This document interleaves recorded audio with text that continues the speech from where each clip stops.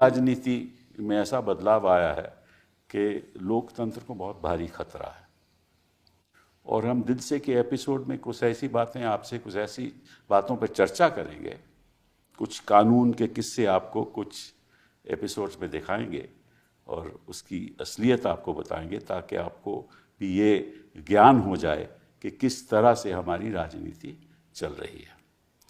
तो जिस शख्स के बारे में जो मैं समझता हूँ कि एक बहुत ही अहमियत है उनकी उत्तर प्रदेश में, वो हैं आज़म खान साहब।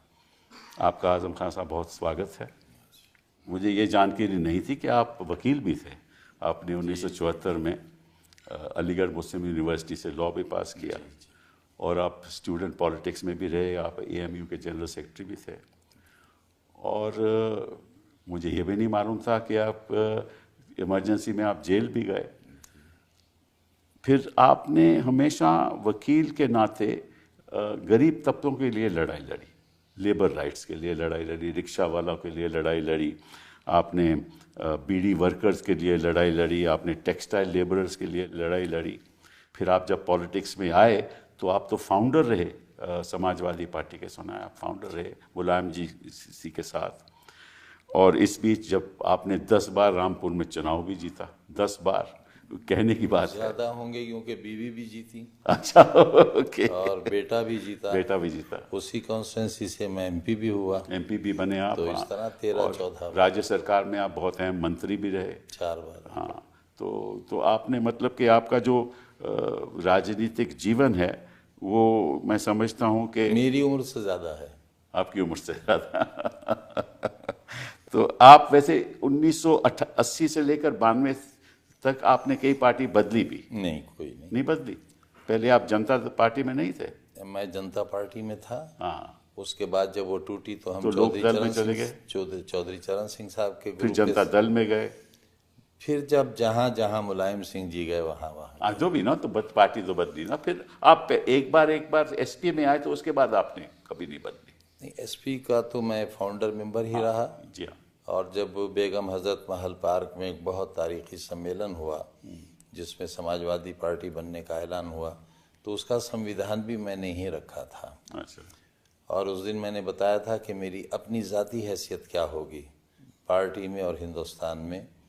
जिस तरह कभी मौलाना मोहम्मद अली जौहर से ये पूछा गया कि आपका मज़हब क्या है, तो उन्होंने कहा कि मैं पहला मुसलमान, मैं दूसरा मुसलमान और मैं आखिरी मुसलमान। लेकिन अगर कोई मुझसे मेरी वतनियत पूछेगा तो मैं कहूँगा मैं पहला हिंदुस्तानी, मैं दूसरा हिंदुस्तानी और मैं आखिरी हिंदुस्तानी। जी हाँ। ये मैंने अपनी हैसियत उसी दिन वाज़े कर दी थी कि मेरे जीने का तरीक़ा ये होगा, ताकि समाज ये जान ले कि अगर उन्हें मेरे ख्यालात से इत्तेफाक हो तो मुझे वोट करें और ना हो तो ना करें, क्योंकि सबको अपने अकायद पर कायम रहने का हक़ संविधान भी देता है और हर शख्स का मज़हब भी देता है, हमारा समाज भी देता है। कोई किसी से ज़बरदस्ती नहीं करता। मैंने पार्लियामेंट में जो पहली तकरीर की थी उसमें यही कहा था कि अगर कोई नाराए तकबीर अल्लाहु अकबर इसलिए कहे कि पड़ोस में सोचते हुए बच्चे उड़ जाएं और दहशत फैल जाए, तो मैं कहूँगा कि ये इस्लाम का नारा नहीं है। लेकिन अगर कोई हर हर महादेव का नारा भी लगाएगा दहशत फैलाने के लिए, तो मैं ये कहूँगा ये धर्म का नारा नहीं है। तो इस सोच को लेकर हमने समाजवादी पार्टी बनाई थी। आपने फिर यूनिवर्सिटी भी, जौहर यूनिवर्सिटी भी बनाई? सब वो तो दरअसल ऐसा हुआ कि मैं, जैसे आपने शुरू में फरमाया कि मैं लेबर मूवमेंट में भी रहा, और जब पहली सरकार बनी तो मैं लेबर मिनिस्टर भी रहा और मैं बीड़ी वालों के साथ बैठता था। दरअसल हमारी लड़ाई फ्यूडलिज्म के ख़िलाफ़ थी। और मज़दूर थे हमारे यहाँ, या तो बीड़ी बनाते थे या रिक्शा की इंडस्ट्री थी, यानी रिक्शा चलाने वाले इतने ज़्यादा थे। मुझे याद है कि एक मौके पर जब मैंने बीड़ी मज़दूरों की हड़ताल कराई तो 30 दिन से ज़्यादा हड़ताल चलने के बावजूद भी भूखमरी फैल गई, लेकिन मालिकों ने उजरत नहीं बढ़ाई। मैंने जब उनसे रिक्वेस्ट करी कि 1 पैसा, उस ज़माने में 1 पैनी होती थी, 1 पैनी बढ़ा दीजिए, तो मालिक ने कहा कि हम बढ़ा तो देते लेकिन इस पैनी बढ़ाने से मज़दूर की हिम्मत बढ़ जाएगी। इत्तेफाक यूँ हुआ कि जब अगला इलेक्शन हुआ, सरकार बनी और मैंने उन्हीं मालिकों से 45 रुपया बढ़वाए थे अरे वाह। मजदूरी के। और इनकलाब ये था कि जहाँ बीड़ी की ब्रांचेस होती थी, जहाँ बीड़ी बनती थी, वहाँ तंबाकू, पत्ता, गंदगी सब कुछ होता था। वो झाल कहलाता था जिस पर वो बैठते थे, और मैं वहीं बैठकर उनके साथ चाय पीता था। वहीं से मैंने लड़ाई शुरू की थी। तो वो जब एमपी साहब वोट मांगने आते थे तो उसे झाड़ते थे कि गंदगी झड़ जाए, लेकिन वो इतनी धूल होती थी कि नवाब साहब को बहुत सी छींकें आती थी और उन्हें बैठना पड़ता था। और नहीं बैठते थे तो लोग कहते थे, आपको वोट क्यों देंगे, आजम भाई यहाँ बैठते हैं, आप क्यों नहीं बैठेंगे। और आखिरकार वो हारे भी, उन्हें हराया भी हमने ही। रिक्शा हमारी यहाँ इंडस्ट्री थी। अब पिछली सरकार में जब मौका मिला तो ये कॉन्सेप्ट मेरा ही था कि रिक्शों को बदलकर हम सरकार की तरफ से ऑटो रिक्शा देंगे। और पूरे उत्तर प्रदेश में हमने रिक्शे लेकर ऑटो रिक्शा दी थी, क्योंकि वो एक तीर चुभा हुआ था गुर्बत का मेरे दिल में, उसे निकालने की कोशिश की। टेक्सटाइल मिल की हड़ताल हुई, महीनों हड़ताल चली, लेकिन किसी घर का चूल्हा नहीं बुझने दिया मैंने। मैं चंदा मांग कर लाता था। और यहाँ तक आप, यानी ये बड़ा तारीखी वाक़या है कि मैं एमएलए था उस वक्त, चौधरी चरण सिंह साहब का उस ज़माने में बड़ा बड़ा नाम था। जी हाँ। लेबर मूवमेंट के बड़े दुश्मन हुआ करते थे वो। मैं उनका बड़ा चहीता था। मेरा टिकट कट गया था, मैं एक इलेक्शन हारा भी हूँ। जी हाँ। तो जब मैं उनसे मिलने के लिए गया तो मुझसे बोले, क्यों, आप तो हारे हैं। मैंने कहा, नहीं साहब, मैं बहुत कम वोटों से, 1100 वोट से हारा हूँ। बोले, नहीं, आपकी तो ज़मानत जब्त हुई थी। मैंने कहा, नहीं साहब, ये तो बात गलत है। तो बोले, नहीं, तुम झूठ बोलते हो। मैंने कहा, साहब, हम तो हंसी में भी कोई झूठ नहीं बोलते। तो उन्होंने अपना चश्मा उतारा, जैसे मैंने लगा रखा है ऐसी था, चश्मा उतारा और कहा, अपने पीए से ज़रा वो इलेक्शन कमीशन की किताब लाओ, ये झूठ नहीं बोलते हैं साहब। वो किताब उन्होंने देखी और जितने वोट मैंने बताए थे, मैं 1100 कुछ वोट से हारा था नवाबों से। और इसलिए हारा था कि मैं बहुत छोटा था। मैं समझता था मैं शहर की कॉन्स्टिट्यूंसी से लड़ रहा हूँ, तो ये जो देहात है इससे मेरा क्या लेना देना, जबकि 40% वोट वहाँ था। उस ज़माने में ना मोबाइल थे ना टीवी था, स्टेंसिल से दीवारों पर छापा जाता था, हैंडबिल साइकिल से हम बांटा करते थे, ये वो ज़माना था।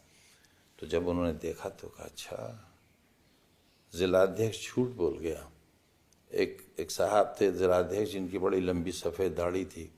अब पीए से कहा कि उस झूठे को पार्टी से निकालो, अध्यक्ष पद से हटाओ, और आज के बाद पाबंदी है घुसे का नहीं वो यहाँ। मुझे बी फार्म ए फार्म दोनों मिला, मैंने चुनाव लड़ा, मैं जीता। और जब जीत कर आया तो मैंने कहा कि साहब, मेरी एक दरख्वास्त है आपसे कि जब मैं आपसे मिलने आऊँ तो आप ये समझ लें कि मैं बस से आऊँगा और सिर्फ आपसे मिलने आऊँगा। आपको सलाम करूँगा, आप जवाब देंगे ठीक है, नहीं देंगे तब भी वापस चला जाऊँगा। तो उनका ख़ास इंस्ट्रक्शंस थी कि जब आदम आएंगे तो मुझसे मिलवाओगे। एक दिन जब मिलने गया मैं तो मुझसे बोले कि बड़े कमज़ोर हो रहे हो। मैंने कहा, हाँ साहब, वो बड़े डरते डरते मैंने कहा कि वो टेक्सटाइल की मज़दूरों की हड़ताल चल रही है और मैं ही उसे चला रहा हूँ, मालिक वीके श्रीवास्तव है, वो पैसे नहीं बढ़ा रहे हैं। तो बोले, अच्छा भाई, हम भी कुछ। मैंने कहा, साहब, चंदा इकट्ठा करने में बड़ी मेहनत लगती है, कुछ हम भी दे दें। मैंने सुन रखा था कि ये तो लेबर मूवमेंट के बड़े दुश्मन हैं। तो मैंने कहा, साहब, आप चंदा देंगे? हाँ हाँ भाई, देंगे। 1980 में उन्होंने एक रकम बताई जिसे मेरे कान कबूल नहीं किए। और मैंने कहा, साहब ज़रा फिर फरमाएंगे आपने क्या बताया? भाई 25,000 हम भी दे देंगे। वो आज के 25 लाख से भी शायद ज़्यादा है। वो 25,000 में छोटा सा ब्रीफ केस लेके जाता था जिसमें एक जोड़ा कपड़े होते थे, उसमें रखे। लेकिन उस वक्त लोग थैला छीन कर भागते नहीं थे। तो मैं बस से आया और वो पैसा लगाया मैंने, उसमें से तकरीबन 11,000 कुछ रुपए बच गए। ये पैसा वो बड़े मुबारक हुए वो पैसे। हड़ताल तय हो गई और 45 रुपए की मांग थी हमारी 47 रुपये दिए गए, लेकिन मालिक की ये शर्त थी कि इसका ऐलान आप नहीं करेंगे, नवाब साहब करेंगे। मैंने कहा मज़दूर को मिल जाए, नवाब साहब भी कर दें। ऐलान उन्होंने किया था। तो जब ये पैसे मैं वापस लेकर आया तो मुझसे दफ्तर में सब ने कहा कि भाई इसमें का बेवकूफ़ पहली बार आया है। हमारी पेशी हुई चौधरी साहब के सामने। वो फर्श लगा था, होता था, चादर बहुत गाँव तकिए, बहुत हसीन पर्सनालिटी थी उनकी, लंबी चूड़ीदार पाजामा, शेरवानी, सफ़ेद टोपी। बोले क्यों, कैसे आए? मैंने कहा साहब वो आपके पैसे बड़े मुबारक साबित हुए, हड़ताल का फैसला हो गया, हमारे हक़ में हुआ और ये पैसे बचे हैं। भाई क्यों लाए? भाई तो हमने तुम्हें दिए थे। मैंने कहा नहीं साहब, आपने मुझे नहीं दिए थे, हड़ताल को दिए थे। तो बोले अच्छा भाई देखो, ये वापस तो लेंगे नहीं। मधुलिमा जी का बाई इलेक्शन चल रहा था, तो बोले इनकी तरफ से डोनेशन में शामिल कर लें पैसा। तो इस तरह गरीबों से जुड़ा रहा और वो एहसास आज भी मेरे अंदर जिंदा है। लेकिन आपने स्टूडेंट पॉलिटिक्स भी की और इमरजेंसी में सुना है कि आप जेल भी गए। जी, मैं तो पौने उसके 2 बारे में साल बताएंगे रहा। कुछ? पौने 2 साल रहा। दरअसल एक बहुत बड़े आदमी थे, वो एग्जीक्यूटिव काउंसिल के मेंबर हुए थे, यूनुस खान साहब, मोहम्मद यूनुस खान साहब। हाँ, वो जानते हैं, सब लोग जानते हैं। अब वो अफगानिस्तानी पठान थे। मेरे नाम में पता नहीं बड़ों ने खां क्यों लगा दिया था, ये तो मुझे नहीं मालूम, लेकिन हाँ उनका मालूम है कि वो वाकई नस्ली पठान थे। उस साल कुछ ऐसा हुआ कि मैं भी मेंबर था, यूनियन का सेक्रेटरी होने के नाते, एग्जीक्यूटिव काउंसिल का, एकेडमिक काउंसिल का मैं भी मेंबर था। AM खुसरो वाइस चांसलर हुआ करते थे। मीटिंग हो रही थी और उस साल मुसलमान बच्चे बहुत बड़ी तादाद में बड़ी अच्छी परसेंटेज लेकर आए थे। वो एक इत्तेफाकी साल था। मैं चाहता था कि यूनिवर्सिटी के इख्तियार में था, सेक्शंस बढ़ा दिए जाएं। यूनुस खान ने उसकी मुखालिफत की। स्टूडेंट्स ने पूरा कैंपस घेर रखा था, हज़ारों स्टूडेंट थे। डर ये था क्लैश ना हो जाए। तो मैंने VC से कहा कि इस मसले को हल कर लीजिए, आपको सिर्फ एक मीटिंग बुलाना है और मसला हल हो जाएगा। आप फर्स्ट क्लास जिन की आई है उनको दाखिला दे दीजिए, आप कोई सिफारिश मानिए मत। तो यूनुस खान ने कुछ हल की बात कही, तो जाहिर है हल की बात का भारी जवाब देना ज़रूरी था। वो नाराज़ हो गए। चंद रोज़ पहले ही हमने यूनियन में उनको इस्तकबालिया दिया था, लाइफ मेंबर बनाया था। तो सबसे पहले तो जाहिर है पठान आदमी थे, उन्होंने लाइफ मेंबरशिप से इस्तीफ़ा दिया और मैंने एक्सेप्ट कर लिया। बस वो सरगंजा हुआ कि चील कौवों को हमारा सर मिल गया। उसी वक्त इमरजेंसी लग गई और यूनुस खान साहब ने हमें गिरफ़्तार कराया और गिरफ़्तारी भी बहुत शानदार हुई, बहुत शानदार गिरफ़्तारी हुई। कितने साल रहे आप जेल? मैं साहब पौने 2 साल तकरीबन रहा। पहले अलीगढ़ जेल में रहा, अच्छा। DIR में जब मेरी ज़मानत हो गई, और उन्होंने मुझे गिरफ़्तारी के बाद एक ऐसी कोठरी में रखवाया जिसमें, वो कोठरी मेरे नसीब का हिस्सा बनी हुई है, जिसमें सुंदर डाकू रहता था जिसे बाद में फांसी हुई थी।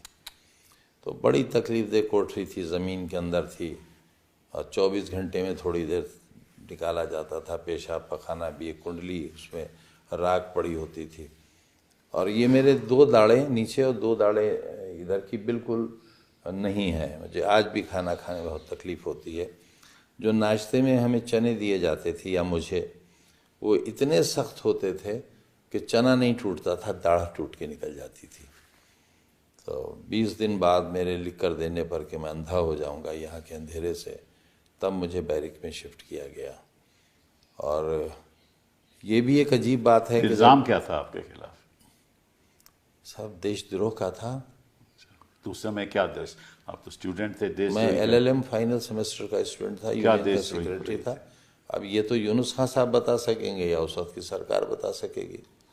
बाद में फिर जब DIR में ज़मानत हो गई तो मीसा सर्व हुआ हम पर, और मीसा जब हुआ तो जाहिर है माँ तो माँ होती है। माँ जब मिलने के लिए आई तो एक बड़ा सा मिरर आया। एक रूम में पहले से उन्हें बैठा दिया गया, एक रूम में मैं था, और मिरर में माँ को दिखा दिया गया और माँ को मुझे दिखा दिया गया। जाहिर है ये वो लम्हे थे। एक तो ये वाक़या बड़ा दर्दनाक ज़िंदगी में गुज़रा, और एक जब इस बार मैं रामपुर जेल से बीवी को वहीं रोक लिया। पिछली बार हुआ ये था कि हम तीनों को सीतापुर जेल भेजा गया था, तो मैं और अब्दुल्ला दोनों एक छोटी सी कोठरी में रखे गए और बीवी को ज़नानी बैरिक में भेज दिया गया। लेकिन थे एक जेल में तो थोड़ा इत्मीनान था कि महफूज हैं। लेकिन इस बार सरकार ने ये तय किया कि ये तीनों एक जगह थे तो मिल लेते थे, लाओ इस दिल के टुकड़े हज़ार हुए, कोई यहाँ गिरा कोई वहाँ गिरा, इन टुकड़ों को भी मुंतकिल कर दिया जाए। तो बीवी को वहीं रोका और हम दोनों को बाहर लाया गया जेल से। रात के 3:30 बजे हमें सोते से उठाया गया। अब ये लम्हे ऐसे हैं, अगर जिसके औलाद होगी उसे दर्द होगा मेरी बात से। फिर जब मेरे लिए अलग गाड़ी और एक बहुत बड़ी सी गाड़ी में अब्दुल्ला को जब कहा, तो मैंने पूछा अधिकारियों से कि भाई ये आप क्या कर रहे हैं, मेरे साथ भेजिए, आप कहाँ लिए जा रहे हैं, अलग अलग कैसे? तो उन्होंने कहा नहीं साहब आप अलग जाएंगे, ये अलग जाएंगे, इनकी अलग जेल है, आपकी अलग है। तो मैंने पूछा मैं कहाँ की जेल में हूँ और ये कहाँ? उन्होंने कहा ये आपको रास्ते में या पहुँच कर पता चल जाएगा। मैं सुन रहा था जेल में कि एनकाउंटर्स हो रहे हैं और बहुत दिल में अजीब सी कैफियत हुई। और उस वक्त जब हम दोनों गले मिलके जुदा हुए तो मैंने कहा बेटे ज़िंदगी रही तो मिलेंगे और नहीं मिली तो ऊपर मिलेंगे। मुझे लगता नहीं था कि हम मिल पाएंगे। और लेकिन वो रात ये जब हुआ और अगला दिन बहुत सख्त गुजरा था जब तक ये मालूम नहीं हो गया कि वो जिंदा है। ये बताइए कि ये सब आपके खिलाफ जो होने लगा ये 2017 के बाद हुआ जी, क्योंकि जब सरकार बदली और नई सरकार बनी उत्तर प्रदेश में तो ये सब मुकदमे आपके खिलाफ किए गए। और मैं कुछ देख रहा था कि एक मुकदमा किया गया कि आपने जो अली जौहर यूनिवर्सिटी है उसने किसानों के ज़मीन पे कब्जा कर रखा। 4.25 बीघा ज़मीन। हाँ मुझे मालूम है, 4.25 बीघा ज़मीन और 27 दावेदार एक ही परिवार के। जी हाँ जी हाँ।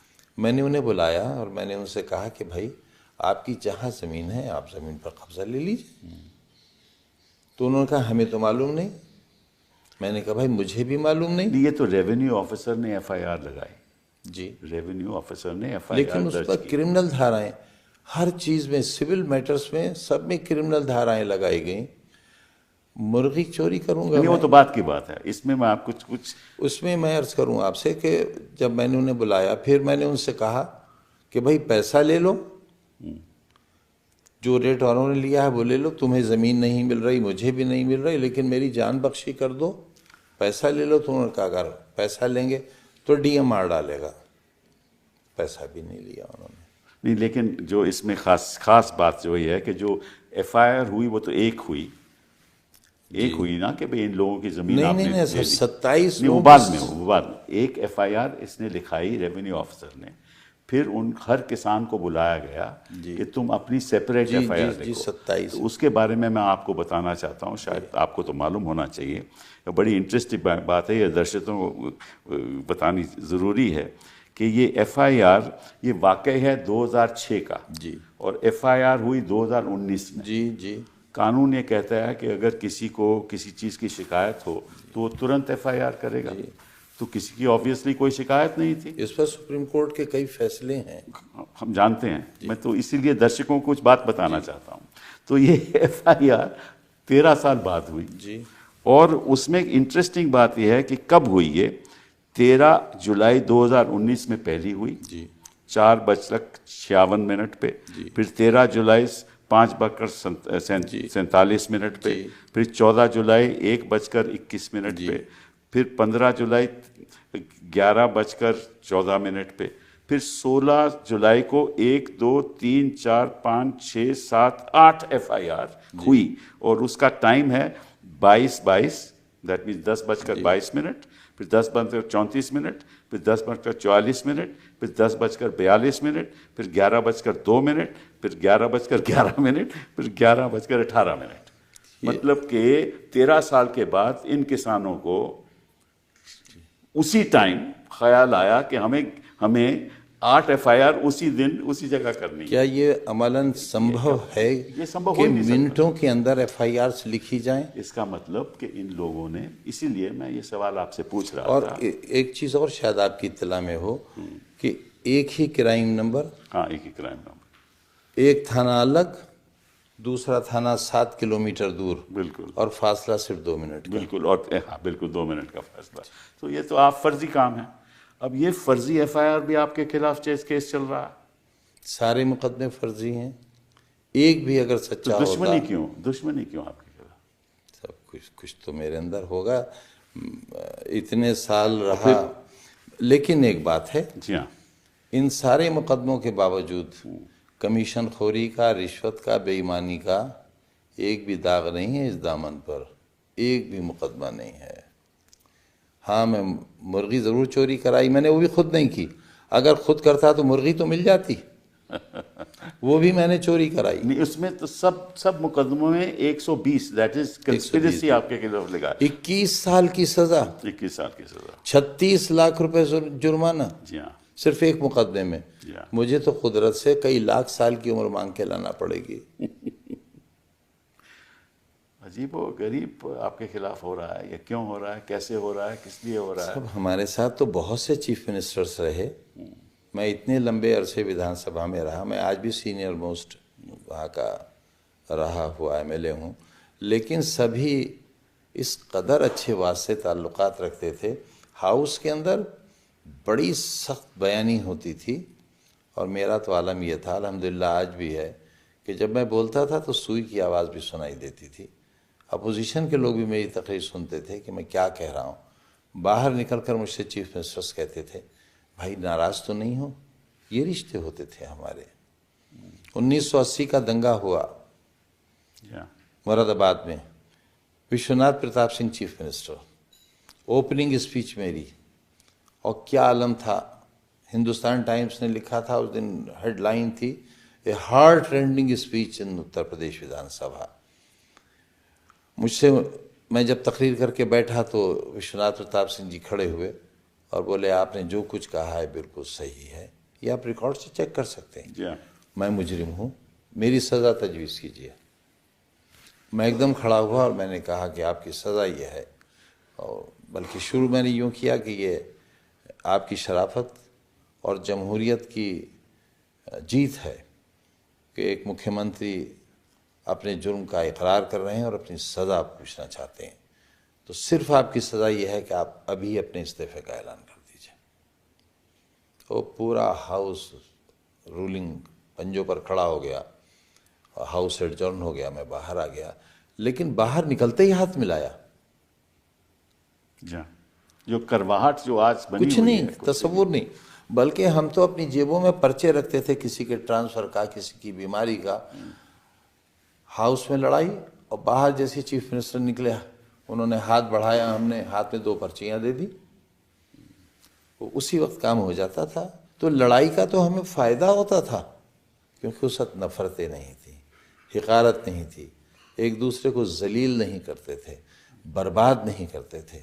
आज एक और किस्सा है आपके बारे में, एक आरोप लगा है और उसका भी वाक़या 2016 का है, और FIR हुई 2019 में, जिसमें कहा गया कुछ लोगों ने कि आपके लोगों ने आके उनके घर ढा दिया। ठीक है जी साहब, घर ध्वस्त कर दिया।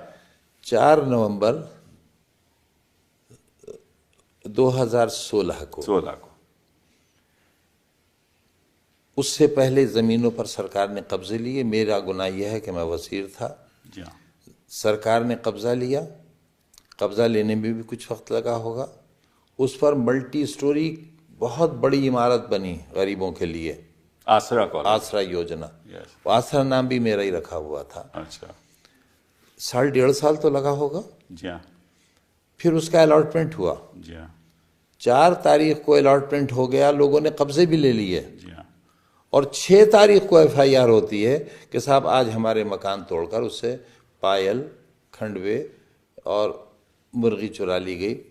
लेकिन जब अदालत में वो डब्बे खोले गए, चोरी एफआईआर में है कि सोने की पायल, चांदी की पायल, सोने की चूड़ियाँ, सोने के बुंदे, लेकिन जब डब्बे खोले गए तो एक डब्बे में एक सामान निकला, फिर एक के बजाय 2 डब्बे आए अगली तारीख पर, 2 में सामान निकला, फिर 2 का घटकर 1 हो गया, और सामान वो निकला जो ये सड़कों पर बिकता है, वो मसूई वाला, उसमें किसी में सोने और चांदी का कोई आइटम नहीं। लेकिन प्रोसिक्यूशन में सुना है उन्होंने वहाँ जो मैप रखा वो किसी और जगह का मैप था कि यहाँ दूसरी जगह का वहाँ लगा दिया, और हाई कोर्ट ने उस पर बहुत बुरा माना। जी हाँ, जी हाँ। बहुत बुरा माना। तो ये जो केस हैं लगभग 94 केस, इनमें सबके नहीं आप साहब 114। नहीं, वो तो पुराने कुछ है ना, जो खत्म भी हो गए, विड्रॉ भी हो गए, वो भी उन्होंने बीच में लगा दिए हैं। लेकिन अभी जो केस लाइव हैं, रीओपन करें ना फिर वो। हाँ हो सकता है, लेकिन 94 केसेस हैं, उसमें से आपको सभी में बेल रखी है, फिलहाल तो सब में बेल है। वो तो आप ही तो देखा है। नहीं वो तो ठीक है, लेकिन उसमें आप क्या करते हैं कि जब बेल हो जाती है तो एक और सेक्शन आईपीसी का लगा देते हैं। 3 धाराएं बढ़ा दी ताकि मैं रोक लिया जाऊं। मैंने तो बंधा हुआ सामान खोल लिया था, फिर रहना है। तो इसके पीछे आपके कोई तो आप में ख्याल आता होगा कि इसके पीछे क्यों हो रहा है ये सब। देखिए, पहले हम एक दूसरे की सियासी मुखालिफत करते थे, जी हाँ, जनता में अपनी बात कहते थे, जनता वोट देती थी। अब ऐसा नहीं है। अब सरकार चलाने वाले वोट मांगते नहीं हैं, वोट छीन लेते हैं। जी हाँ। पूरे मोहल्ले सील कर दिए गए, घरों में बाहर से डंडेला लगाकर ताले डाल दिए गए, लाठी चार्ज हुआ, दरोगा लोग तमंचे लेकर दौड़े, कौन वोट डालने निकलेगा।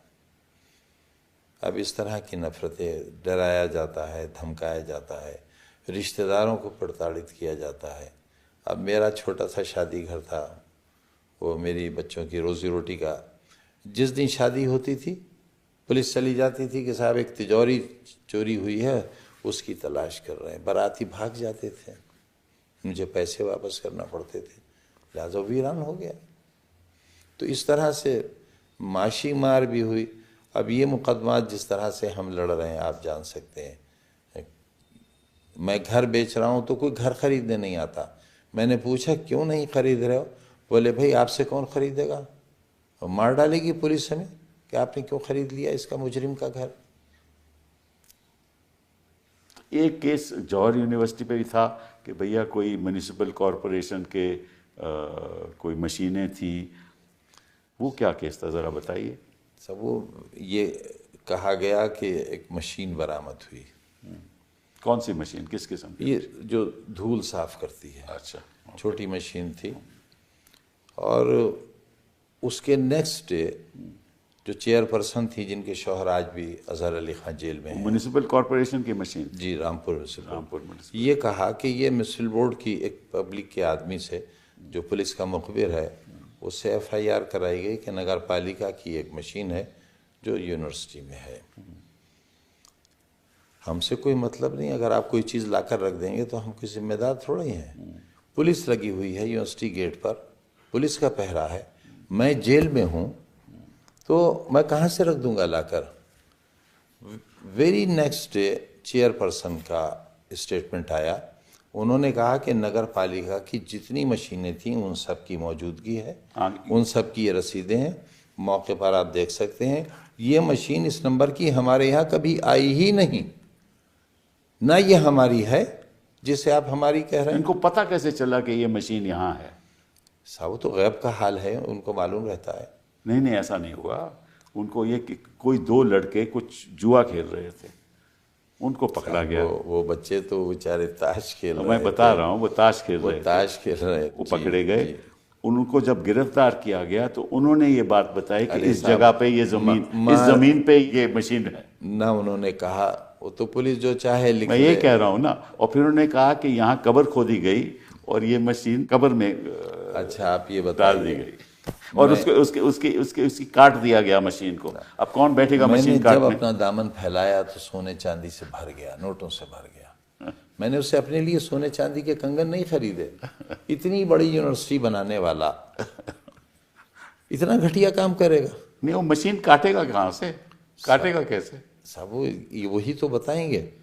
तो बर्डन ऑफ प्रूफ तो उन पर है, लेकिन बताना मुझे पड़ रहा है। पर ऐसे केस में आपकी गिरफ्तारी हो रही है, आपको बेल नहीं मिल रही, अदालत बेल नहीं दे रही, अदालत सुनवाई नहीं करती, अब होगा क्या? आपको एक मज़ेदार मुकदमा और आपके पास आएगा। मैं चौथी बार वजीर हूँ, जेड सिक्योरिटी है मेरे पास, बीवी मेरी उस वक्त एसोसिएट प्रोफेसर थी। वजीर रहते हुए, बीवी सर्विस में होते हुए, जो शख्स बीड़ी सिगरेट नहीं पीता है, मैंने शराब की दुकान लूटी है जनाब। अच्छा। और 16,900 रुपया गले से चोरी किया मैंने और मेरी बीवी ने। My God. उस डकैती में भी मुलजिम है साहब। रोइए जार जार क्या और कीजिए हाय हाय क्यों। तो ये इस बीच आपने, क्योंकि आप कितनी अरसे जेल में रहे और खैर मुकदमे तो हम लोग लड़ते ही रहे, लेकिन आप समाजवादी पार्टी के साथ क्या बातचीत रही इन 2-4 सालों में? अच्छा, इसमें बेचारे मेरा क्या कर सकते थे? मेरी क्या मदद कर सकते थे सिवाय इसके कि मेरे लिए दुआ करते, मेरे लिए बयान देते। वो बयानात मेरे हक में आते रहे, वो लोग मुझसे जेल में मिलते रहे। अभी अखिलेश जी ने कहा कि ये सारे बेकसूर और सारे फर्जी मुकदमे जी कई बार कह चुके हैं कि हम ये वापस लेंगे, लेकिन मैं चाहूँगा ये कि जब भी कभी सरकार आए तो उस हद तक मेरा दामन बेदाग हो, मैं मुजरिम की हैसियत से हाउस में न जाऊँ। जी हाँ, जी हाँ। तो मेरे कोई एक और भी मुकदमा आपके खिलाफ चला कि भाई 2004-05 में या बाद 19 साल बाद FIR हुई। हाँ, वो तो खैर मालूम है कि आप अपनी गाड़ी से जा रहे थे, उस समय आप मिनिस्टर थे, तो किसी ने गाड़ी रोक ली तो आपने बदतमीजी की और आपने बदसलूक किया अधिकारियों के साथ, पुलिस अधिकारियों। मैं अर्ज करता हूँ वाक़या, गालिबन ये दिसंबर का आखिरी दिन था और नए साल की शुरुआत थी। किस साल की बात हो रही है? मुझे एग्जैक्टली सारी याद नहीं। तन्हाई की इतनी रातें गुजारी हैं 5 बरस एक कोठरी में कि याददाश्त पे बहुत असर पड़ा है। अमीर आलम खां हमारे साथ मिनिस्टर थे और मुझे पार्टी ने, मुलायम सिंह जी ने पार्टी की तरफ से गाड़ी दी हुई थी पजेरो। तो ड्राइवर गाड़ी चला रहा था, मैं पीछे बर्थ पर लेटा था। अब्दुल्ला बहुत छोटा सा था, इतना सा होगा, ये आगे बैठा था, तो बच्चों की तरह ये उचक कुचक कर देख रहा था। एक रात पहले CRP के गेट पर फायरिंग हुई थी, कहा गया था कि आतंकवादियों ने हमला किया। वहाँ एक साहब SSP थे, उनसे जाहिर है जब हम राजनीति में हैं तो अधिकारियों से तो हमारी लड़ाई होगी ही, वो जो फैसले लेंगे उसके खिलाफ हमें उनके कुछ करना है, वरना फिर हमारी ज़रूरत क्या है। वो मुझसे नाराज़ थे, फिर वो DIG हो गए थे। मुझे कुछ नहीं मालूम बैकग्राउंड में क्या है।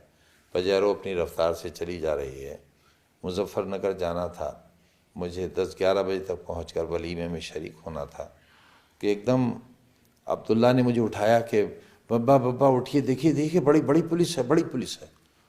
मैंने देखा कि कतार में पुलिस खड़ी है और सब राइफल्स बिल्कुल ताने हुए हैं। अच्छा।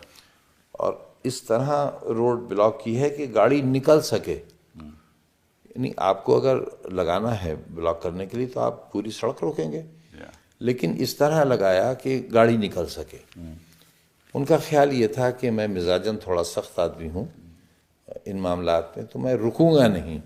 अच्छा। और जब रुकूंगा नहीं तो उनके पास जवाज़ होगा फायर ओपन करने का।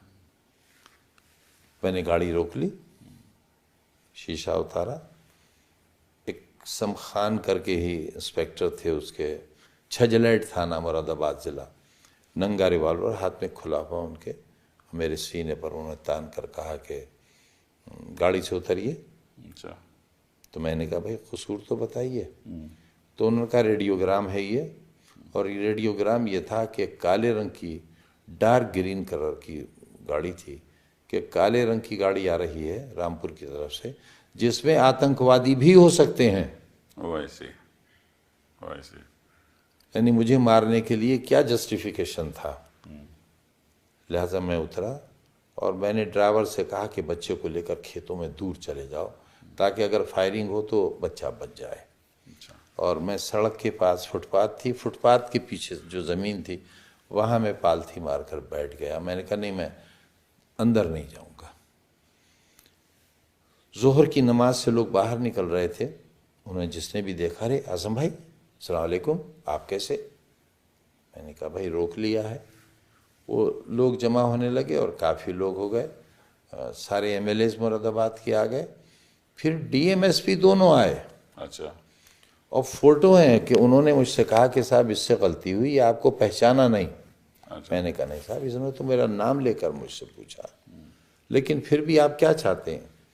बोले हम चाहते हैं कि आप चले जाइए, तो इसकी गलती है, इसने आपको गलत रोका। वो मैंने सबसे कहा कि भाई मामला ख़त्म हो गया, आप जाइए, मैंने आपको बुलाया भी नहीं था। सारे लोग चले गए और मैं इस ख्याल से कि शाम हो गई है, वलीमा ख़त्म हो गया होगा, मैंने कहा चलो यार दिल्ली चल रहे हैं, एक दिन आराम करेंगे और फिर रामपुर आएंगे। UP भवन गया, वो कमरे में जैसे TV ऑन किया, पट्टी चल रही थी आजम खां पर, फला फला धाराओं में मुकदमा दर्ज हो गया। उसमें साहब सज़ा हो गई मुझे, मेरी मेंबरशिप चली गई। हाँ, मुझे मालूम है। और देखिए मेरी मेंबरशिप अभी हुक्म हुआ, उसी वक्त इलेक्शन कमीशन ने सीट वैकेंट डिक्लेयर कर दी। बस तुरंत और ही 5 घंटे बाद नया इलेक्शन डिक्लेयर कर दिया। मुझे मालूम है। मगर साहब ऐसा भी हुआ है इसी देश में, कभी होता ही नहीं, लेकिन ऐसा भी हुआ है कि बड़ा नाम है, अब मैं नाम नहीं लूँगा, एक गलती से मैंने ले दिया था, कि जब उनके खिलाफ ये फैसला हुआ तो वो डिस्ट्रिक्ट कोर्ट गए, वहाँ खारिज हुआ, हाई कोर्ट गए, वहाँ खारिज हुआ, सुप्रीम कोर्ट से रिलीफ मिलने तक ना तो एक्शन। आप आजम खां हो ना? हाँ साहब, तो आपकी हैसियत है, आप आजम देखिए खां मेरा हो। हक, आपकी वजह से उत्तर प्रदेश का चुनाव के नतीजे भी बदल सकते हैं।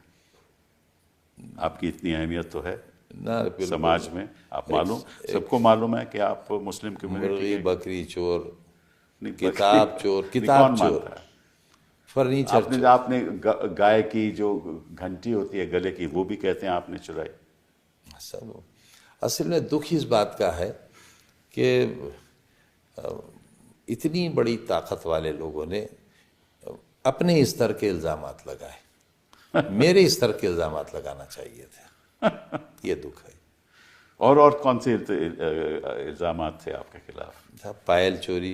पायल चोरी कैसे, मतलब आपने नहीं की, वो किसी और ने की? मैंने कंस्पिरेसी कहा आपकी थी? पायल चोरी किसी और ने की, लेकिन कंस्पिरेसी जो दिमाग था, कंस्पिरेसी वो आप थे। जी हाँ? सब मेरी। और वो एक पायल चोरी हो गई, और एक बकरी चोरी। जी बकरी चोरी, भैंस चोरी, भैंस चोरी, फर्नीचर चोरी। फर्नीचर चोरी कहाँ रखते थे आप फर्नीचर? साहब ये फर्नीचर जो चोरी का है वो यूनिवर्सिटी का फर्नीचर है। अच्छा। मैं कलकत्ते जाता था अच्छा। वजीर रहकर, स्टेट गेस्ट रहता था, वो लाल बत्ती गाड़ी मिलती थी, वो मेरी कौम के गरीब लोग कबाड़ी थे, तो जब मैं जाता था तो आवाज़ें आती थी, अरे ननवा, अरे मुनवा, आओ आजम भाई आ गए, आजम भाई आ गए। और वहाँ कबाड़ का बहुत सामान लगा होता था, यूँ कि बड़ी बड़ी हवेलियाँ होती थी, वो टूट कर लोग मल्टी स्टोरी बिल्डिंग्स बना रहे थे, तो कौड़ियों के दाम अलमारियाँ, मेज़ें, कुर्सियाँ बेच जाते थे, वो मैं जाकर ख़रीद लेता था। तो जो मेज़ मैं 200 रुपये में लाता था, अलमारी 200, 300, 400 रुपये में, वो ट्रकों की रसीदें हैं मेरे पास आज भी। अच्छा। तो फिर मैं लाकर उनकी मरम्मत कराता था, उन पर पॉलिश कराता था। आप आकर देखिए, कलकत्ता में बहुत बड़े बड़े शोरूम्स हैं जो उन सामान को ख़रीद कर जिस तरह मैं तैयार कराता हूँ उस तरह तैयार कराते थे, और जो अलमारी मैं 200 रुपये की ख़रीद कर लाता था उसकी कीमत उस शोरूम में, क्योंकि वो टीक वुड की अलमारी होती थी, बेहतरीन कार्विंग, 2 लाख, 3 लाख, 5 लाख, 10 लाख, 20 लाख ऐसी मेज़ें हैं मेरे पास जिनकी कार्विंग देखकर आपको हैरत हो जाएगी कि ये हमने देखा ही नहीं था कहीं। ये साहब वो मैं लाता था, लाकर बनवाता था, वो पुलिस अपने ट्रकों में रखकर वो ले गई, मेरी किताबें ले गए और मुझे चोर बना। अच्छा, ये बताइए कि ये अली जौहर यूनिवर्सिटी जो आपने बनाई, इसके पीछे ख्यालात क्या थे और कब आपने बनाई? ये साहब जब मैं पढ़ता था तो अक्सर एक शेर वहाँ बड़ा मशहूर था कि चश्मे सैयद यानी सर सैयद, चश्मे सैयद निगरां है कि फिर उठे शायद कोई दीवाना अलीगढ़ के बेयाबानों से। तब दिल में ख्वाहिश होती थी अल्लाह ये काम तो मुझसे ले ले, और हुआ भी यही कि सर सैयद की इस मिशन के बाद शायद मेरे अलावा कोई इस काम को नहीं कर सका। और ये काम कुछ इस तरह हुआ कि जब सर सैयद साइंटिफिक सोसाइटी उन्होंने बनाई तब ब्रिटिश सरकार थी और वो बहुत करीब थे ब्रिटिश सरकार के। उन्हें खान बहादुर का लक़ब मिला, उन्हें सर का लक़ब मिला, और उन्होंने मोहम्मडन एंग्लो ओरिएंटल कॉलेज के नाम से कॉलेज बनाया। उनकी ज़िंदगी में Strachey hall, Victoria gate, SM north कहलाता है, बस वो इलाका बना था। और उनके इंतकाल के ग़ालिबन 24 या 25 बरस के बाद ब्रिटिश गवर्नमेंट ने उसे यूनिवर्सिटी बनाया। इसी तरह बनारस हिंदू यूनिवर्सिटी को मदन मोहन मालवीय जी के गुजर जाने के 18 बरस के बाद ब्रिटिश गवर्नमेंट ने यूनिवर्सिटी बनाया। और जब सर सैयद बना रहे थे, एक तस्वुर और एक यूनिवर्सिटी का ही कॉन्सेप्ट था, उन्होंने ऑक्सफोर्ड देखा, कैम्ब्रिज गए, तमाम स्टडी करने के बाद इसे बनाया था। तो उन्हें सर का लक़ब मिला था। और जब मैं बना रहा था तब नारा लग रहा था जो आज़म का सर लाएगा वही राम भक्त कहलाएगा। तो सर यहाँ भी था, सर वहाँ भी था। तो आप बच्चों को फ्री एजुकेशन देते हैं? नहीं साहब, बहुत नॉमिनल फीस लेते हैं। हमारे स्कूल CBSE बोर्ड के स्कूल थे और एक नवाबीन की इमारत थी जो बिल्कुल खंडहर हो गई थी। बहुत पैसा चंदा करके मैंने उसको बनाया था, वो भी गवर्नमेंट ने वापस ले ली। 99 ईयर्स लीज पर थी दो इमारतें और बहुत सस्ता। लीज कैंसिल हो गई, वो स्टे भी लीज कैंसिल हो गई और हमारा जितना सामान था वो भी नहीं दिया। फर्नीचर, कंप्यूटर्स, मेज़, कुर्सी, पंखे, कुछ नहीं दिया, सब हमारा जब्त कर लिया गया, आज तक नहीं मिला। बार बार हम लिखते हैं नहीं मिला। मेडिकल कॉलेज से हमारा बहुत सामान चोरी हुआ। जब कोविड सेंटर बनाया गया तो ये लिखकर नहीं दिया गया कि हमने किस किस चीज़ का कब्ज़ा लिया और हम क्या सामान यहाँ दे रहे हैं, वरना तरीक़ा यह है कि यूनिवर्सिटी रजिस्ट्रार या वाइस चांसलर को एक जवाबी ख़त एक हमारा कि भाई हम इतना एरिया ले रहे हैं और इसमें ये सामान है, ये हमारे कब्ज़े में है और हमारा ये सामान है जो हम वापस लेंगे। कोई लिखत पढ़त नहीं हुई और बहुत कुछ लूट गया हमारा। कोई इन्वेंट्री भी नहीं हुई, कुछ नहीं हुई। मैंने अक्सर देखा है कि आपके मुकदमों में जो स्पेशल कोर्ट है, ये जो ट्रायल कोर्ट हैं, वो बेल तो आपको मिलती नहीं, कभी भी नहीं मिली शुरुआत में। हाई कोर्ट जाना पड़ता है, फिर हाई कोर्ट जाओ तो वहाँ भी कई महीने लग जाते हैं। बाज़े दिन तो ऐसा हुआ है कि हमारी बेल पर बहस चल रही है और दौरान बहस ही ट्रांसफ़र का आदेश आ गया। दूसरे जज साहब आ गए, बहस जारी है, उनका भी आदेश आ गया तो तीसरे जज साहब ने सुनी एक ही दिन में। तो हमारे साथ तो कुछ ऐसा हुआ है जो शायद मुग़लों के ज़माने में भी नहीं हुआ। अंग्रेज़ों ने किए जुल्म, शायद उससे कुछ मिलते जुलते या उससे बढ़कर हमने भी किए, लेकिन कैद में उन्होंने इतनी तकलीफ़ें नहीं दी होंगी जितनी तकलीफ़ें हमें दी। और नाजियों की जेल में भी शायद वो मुझे समझ नहीं आई कि आपको देखिए, चलिए ये जो इल्ज़ामात आपके ऊपर लगे हुए हैं, ये कोई रिश्वत का नहीं है, कुछ को मर्डर नहीं है, इसमें 120B है, इसमें कोई आप मैंने आज तक कोई जानवर हलाल नहीं किया, बकरा भी हलाल नहीं किया, मुझसे होता ही नहीं, मुर्ग हलाल नहीं किया, खा तो लेता हूँ। तो कहने का मतलब यह है कि अगर यही स्थिति है तो आपको किस किस्म की जेल में रखा गया? साहब मुझे जेल में तो रखा ही नहीं, मुझे तो फांसी घर में रखा था। अच्छा, जहाँ फांसी दी जाती थी अंग्रेज़ों के ज़माने में। ये ख़ास मोहब्बत आपसे साथ क्योंकि ऐसी जगह आपको रखे, कोई बात तो होगी ना? आप क्योंकि एक बड़े मुस्लिम लीडर हैं इसलिए आपको ख़त्म मेरे दामन पर कोई दाग नहीं है, यही मेरा गुनाह है। मैंने इस पैसे से यूनिवर्सिटी क्यों बनाई, स्कूल क्यों बनाए? इस पैसे से मैंने अमेरिका में, लंदन में, ऑस्ट्रेलिया में जायदाद क्यों नहीं ली, महल क्यों नहीं बनाए, मैं वहाँ क्यों नहीं चला गया? मैं पंक्चर जोड़ने वाले और बीड़ी बनाने वालों को, रिक्शा चलाने वालों को, उनके बच्चों के हाथों में कलम देकर साइंटिस्ट और डॉक्टर इंजीनियर बनाना चाहता हूँ। इससे बड़ा गुनाह मेरा और क्या हो सकता है। जहाँ बेटी पढ़ाओ बेटी बचाओ का नारा दिया गया हो और बेटियों का स्कूल खाली करा लिया जाए, तो जाहिर है मेरा गुनाह तो है। मैं प्राइमरी स्कूल, सरकारी स्कूल की फ़ीस लेकर CBSE बोर्ड की डिग्री और सर्टिफिकेट देता था। मेरे स्कूलों का रिज़ल्ट सेंट मैरी और मोदी और दूसरे स्कूलों से बेहतर होता था। टॉपर्स मेरे यहाँ के ये ठेला चलाने वाले, रेहड़ी लगाने वाले, फल बेचने वाले के बच्चे और बच्चियों के होते थे। तो ये काम इसीलिए तो हर चुनाव आप जीतते थे। काम तो मेरा गलत था। ये तो आपको फांसीगर रखा गया, किस हालात में रखा गया ये बताइए। 24 कोठरियाँ थी, उनमें सामान भरा था, सांप, बिच्छू, बिच्छखपड़े, और सारी रात लाठी लिए बैठे रहते थे, घर कमरे में न घुसाए। छोटी सी कोठरी थी। पहले तो उस कोठरी में हम 2 थे, मैं और अब्दुल्ला थे 23 महीने तक, और फिर जब ये ज़मानत पर आ गए तो इन्हें हरदोई जेल भेज दिया। मैं यहाँ दोबारा आ गया। तो बहुत छोटी सी थी, कोई खिड़की नहीं, कोई वेंटिलेशन नहीं, और बिल्कुल अकेला रहता था। किसी कैदी को, किसी अधिकारी को आने की इजाज़त नहीं थी। डॉक्टर बहुत अच्छे थे, शायद ही उत्तर प्रदेश में कोई इतना नेक डॉक्टर हो, लेकिन हम एक हफ्ते वायरल बुखार में तड़पते रहते थे, लेकिन कोई दवा देने वाला नहीं होता था। तो अपने ही पास जो स्टॉक में दवाएं घर से कभी आती थी तो उन्हें लेकर ठीक हो जाते थे। और अब तो इतनी कमज़ोरी हो गई थी, 5 बरस तख्त पर लेटे लेटे बैठे बैठे, क्योंकि टहलने की भी कोई जगह नहीं थी वहाँ, और वो इतना ऊंची नीची ईंटें थीं कि ठोकर खाकर गिर जाएं तो हड्डी टूट जाए। मेरी बीवी गिर ही गई थी जेल में, तो उनकी हंसली टूट गई थी। बहुत दिन तक उनका इलाज हुआ जेल में। उनको क्यों जेल में रखा गया, भेजा गया? वो भी तो शराब की दुकान लूटी थी ना उन्होंने भी शराब की दुकान जी, और ये सब चोरियों में वो भी थी मेरे साथ। उनका भी मतलब 120B जी, सब जी।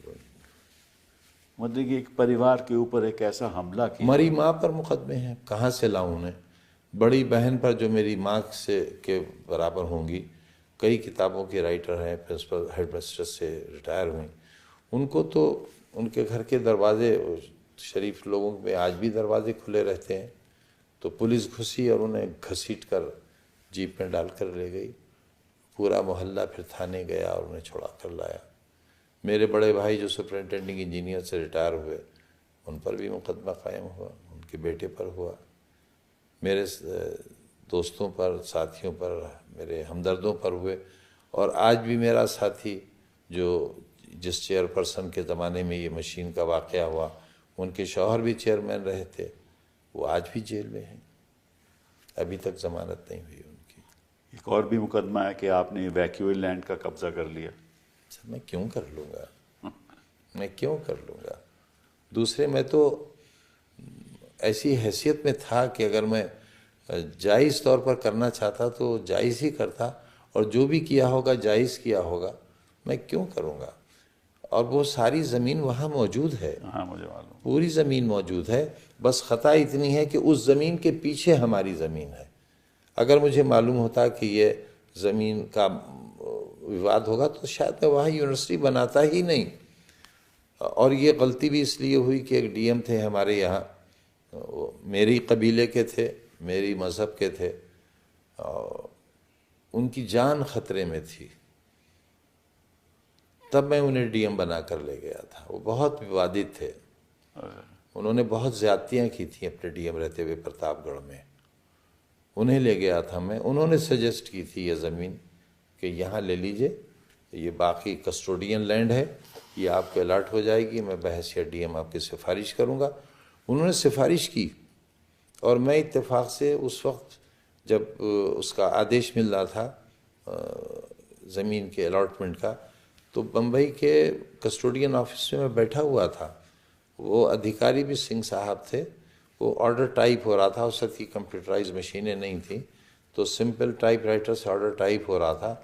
उसी वक्त एक फैक्स आया उन्हीं डीएम साहब का, कुदरत बेहतर जाने क्या करिश्मा हुआ कि उनका एक रेडियोग्राम आया मेरे बारे में कि ये तो बहुत ताकतवर आदमी है, राजनीति में इनका बड़ा दबदबा है और ये ज़मीन खाली नहीं करेंगे अगर इनको दे दी गई। चुनाचे उन्होंने कहा अधिकारी ने कि भाई अगर आदेश आने के बाद ये आया होता तो शायद मैं इसे न मानता, लेकिन अब मेरा ज़मीर इजाज़त नहीं देता और हम वापस चले आए थे। तो हमारे पास तो ना वो ज़मीन थी, ना वो ज़मीन है हमारे पास, ना हमें ज़रूरत है उसकी। तो इसके पीछे ऑब्वियसली जो सोच है वो केवल राजनीति की है कि आप जैसे विपक्ष के नेता को किसी तरीके से ख़त्म करना, उसके राजनीतिक जो फ्यूचर है उसको ख़त्म करना। कैसे? और अपने बेटे के फ्यूचर। आप मेरे साथ चलिए, हाईवे पर चलिए। मैं कल का ही बता रहा हूँ, मैं तो इलाज के लिए आता हूँ बार बार दिल्ली। कल मैं एक गाड़ी बदलने के लिए गाड़ी से उतरा तो दोनों तरफ गाड़ियाँ रुक गई और अपनी गाड़ियों से उतर कर लोग आ गए, कोई हाथ मिलाने, कोई नमस्ते करने, कोई हाथ मिलाने, कोई सेल्फी लेने। आने वाले वर्षों में भी लोग आपका हाथ मिलाएंगे, इस हैसियत को तो सेल्फी लेंगे। आप कोई ख़त्म नहीं कर सकते, आप हिम्मत रखिए। और ये बात जनता तक पहुंचनी चाहिए कि किस तरीके से हमारी कानून की अवस्था है, किस तरीके से जो एक ही रक्षक है वो है अदालत। अगर हम सब फिल्मों में देखते थे और देखते हैं कि अदालतें बचाती हैं। अगर अदालत आम आदमी की हिफाजत नहीं करेगी तो इसका बड़ा भारी नुकसान हो सकता है, लोकतंत्र के लिए ही नहीं लेकिन कुछ ऐसे लोगों के लिए जो हिंदुस्तान के लिए कुछ करना चाहते हैं। ऑडियो वीडियो एविडेंस के बाद फांसी हो जाती है और फांसी लगने वाला मुल्जिम बरी हो जाता है अगर कोई एविडेंस सामने आ जाए। मेरे बच्चे के बर्थ की एग्जैक्ट डेट का वीडियो मिल गया। हाँ, मुझे मालूम है। उसकी फॉरेंसिक जांच हो गई, सारे बयानात हो गए। अब्दुल्ला गोद में है, बड़ा बेटा बराबर खड़ा है, मेरी बहन, सास और सारे सालियाँ वगैरह खड़ी हैं। अब्दुल्ला रोया तो माँ कह रही हैं और ये सुनी गई आवाज़ कि देखो अब्दुल्ला रोया। तो क्योंकि जब पेट में था माँ के तो मेरी बीवी ने दुआ की थी अल्लाह से कि अल्लाह अगर मेरे बेटा हुआ तो मैं उसका नाम अब्दुल्ला रखूँगी। तो उसका तो पेट में ही नाम अब्दुल्ला था। मैंने अदालत में कहा, जज साहब ने कहा सरकारी वकील से, अरे भाई अब क्या रह गया? तो हम समझे कि हम शायद साबित करने में कामयाब हो गए।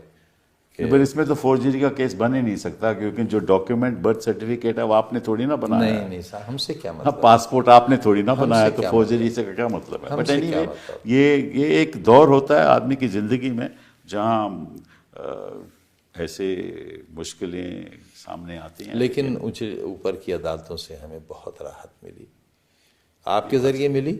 हम बैठे ही शायद इसलिए हैं, वरना इस वक्त भी हम तख्त पर लेटे होते अपने। मैंने इसलिए आपको बुलाया था, लेकिन जो असलियत है ये देश की जनता को मालूम नहीं और ये देश की जनता तक मैसेज पहुंचना चाहिए कि ये केवल एक ही उदाहरण नहीं है। मेरे ख्याल से कई उदाहरण हैं हिंदुस्तान में जहाँ झूठे मुकदमे।